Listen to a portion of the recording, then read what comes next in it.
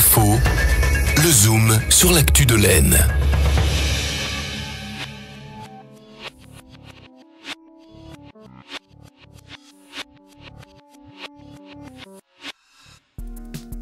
Depuis 5 ans, le secteur de l'énergie est ouvert à la concurrence.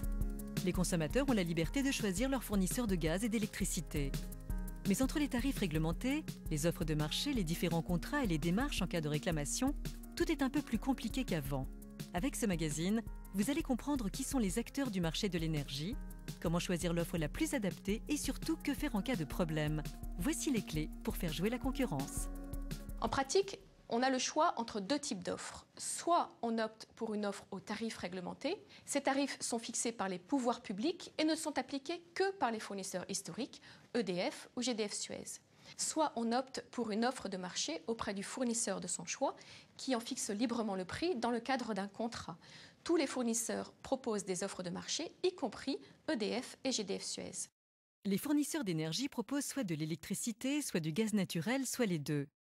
Alterna, Enercop et Energem proposent uniquement de l'électricité.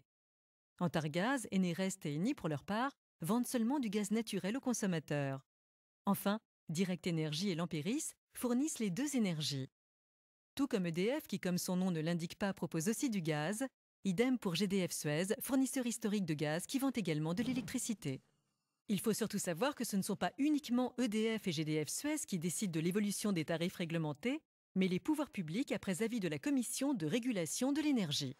En parallèle des tarifs réglementés de vente d'électricité et de gaz, il existe des offres de marché, dites offres libres. Alors, ces offres de marché se caractérisent par un prix fixé librement par le fournisseur. Ce prix est encadré dans le contrat et ne fait pas l'objet d'une décision des pouvoirs publics pour son évolution. Rien n'empêche un consommateur de conserver le tarif réglementé en électricité et de décider de souscrire une offre de marché en gaz. Et s'il change d'avis, il peut toujours revenir au tarif réglementé sans frais et sans délai.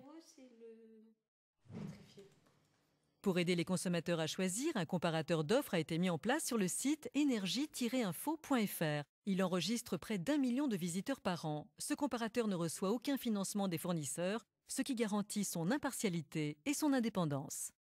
Pour souscrire un contrat avec votre nouveau fournisseur d'énergie, il faut convenir avec lui d'une date de changement et lui transmettre le numéro de PDL, c'est-à-dire le point de livraison en électricité, ou le numéro de PCE, c'est-à-dire le point comptage estimation pour le gaz. Ces numéros figurent sur votre dernière facture d'énergie. C'est aussi simple que ça. Le contrat avec votre ancien fournisseur est automatiquement résilié et il vous suffit d'attendre le jour du changement de fournisseur. Choisir un nouveau fournisseur d'énergie n'entraîne aucun risque de coupure et ne demande pas de changement de compteur d'électricité ou de gaz. Ce qui ne change pas non plus, c'est la distribution de l'énergie qui est assurée par ERDF, Électricité Réseau Distribution France, et par GRDF, Gaz Réseau Distribution France. Ce sont eux qui acheminent l'énergie sur les câbles électriques et sur les canalisations souterraines en gaz.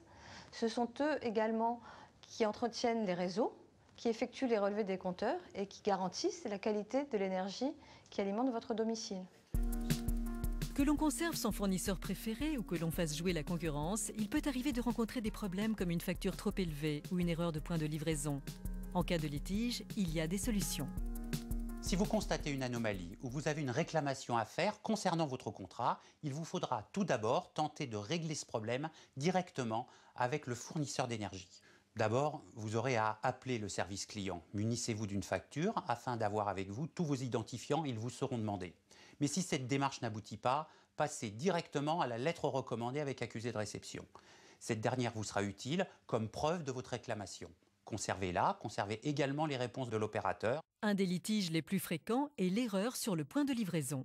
Vous vous en rendrez compte si votre consommation explose ou bien si elle est vraiment trop réduite. Il faut absolument réagir vite. Cela signifie que l'on vous facture l'électricité d'un voisin et lui-même peut-être à récupérer vos factures. Dans ce cas-là, la démarche est à peu près la même. Il faut appeler rapidement le service clientèle. Vous trouverez le numéro sur cette même facture.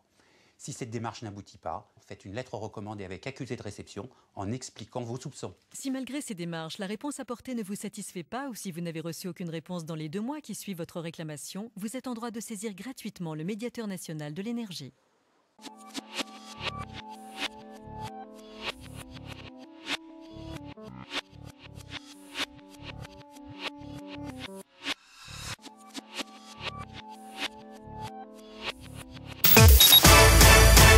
l'info, le zoom sur l'actu de l'Aisne.